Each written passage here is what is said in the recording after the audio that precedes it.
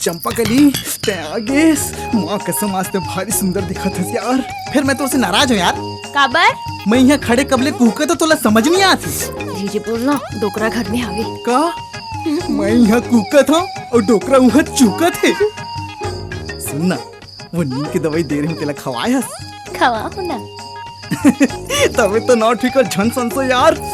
चलना मरबर कुछ लाने हंस। चल ना तभी तो चल चल बहुत अकन चीज लाने हो।